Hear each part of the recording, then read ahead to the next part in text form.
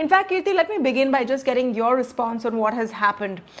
We saw similar pattern when TikTok was banned. Of course, the Indian players see this as a huge boost for them. Is that really your first reaction, that this is a huge opportunity for you and others like you, Indian game makers? Yeah, so we were talking about the number of users that PUBG has acquired in India. If you talk in terms of revenue, the gaming market in India today is predominantly dominated by the Western developers and the Chinese developers. I mean, PUBG is estimated to have generated close to $100 million from Indian gamers.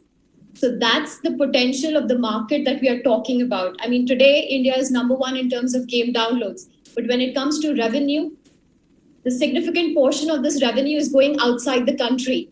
And, when you talk about a digital good, right, it's very easy for gaming companies which are settled abroad to add India to their market, right? There's not much additional infrastructure that is needed. But if a gaming industry culminates out of India with homegrown apps, you can imagine the kind of ecosystem, the employment opportunities that it's going to generate. And traditionally, if you see mobile gaming from zero to $70 billion in less than 15 years, that's telling you that the industry has taken the world by storm. And Prime Minister Modi's AatmaNirbhar challenge, I think it was right on the pulse of the youth, that gaming is the new age soft power to engage with the youth. And this is the direction that, is going to inspire, it's going to create opportunities for Indian developers to think big, to think global. And I think this seed was sown with the AatmaNirbhar challenge. And I do see a great morale boost to the Indian developers who've always thought that, it's a matter of opportunity, it's a matter of chance. The Chinese and the US game developers, they saw mobile gaming but Keerti, first. If I may ask you, sure. Yes, Keerti, if I may ask you, because we saw a similar pattern when TikTok was banned, and the fact is that all of these users, these crores and crores of users, have not really and do not really distinguish from the origin of who has created that game. They want a game which is easy to use, which is fun, which is interactive, etc., etc. There has been no barrier for Indian gaming companies to excel. Why do you think they haven't been at the top of the heap so far?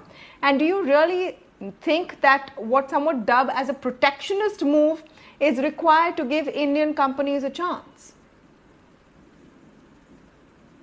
All right. So when mobile gaming started, I think it came to India a bit late. If you talk about 2012 when Supercell released Clash of Clans, it came to India. And it was around 2014 or 15 that people got exposed to that quality of the game. And it was only, I would say, the last 3 years or so that there has been a lot of buzz about mobile gaming in India.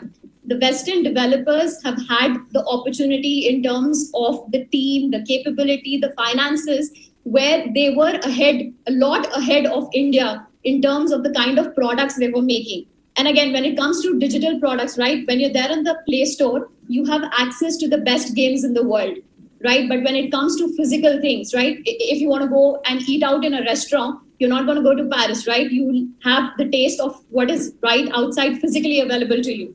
But in gaming, the benchmark is super duper high. You have the best of the games out there, which have had a very, very strong ecosystem right from the start. I would say that this ecosystem has started to show in India probably 3 years back. And I think Geo was one of the turning points where people realized that, okay. Mobile gaming is mass market. Anybody can download a game and start playing it. That's when things turned for India. And like I said, gaming is extremely competitive because you're competing with the world best. And any sort of stimulus to the ecosystem, that's going to help the developers.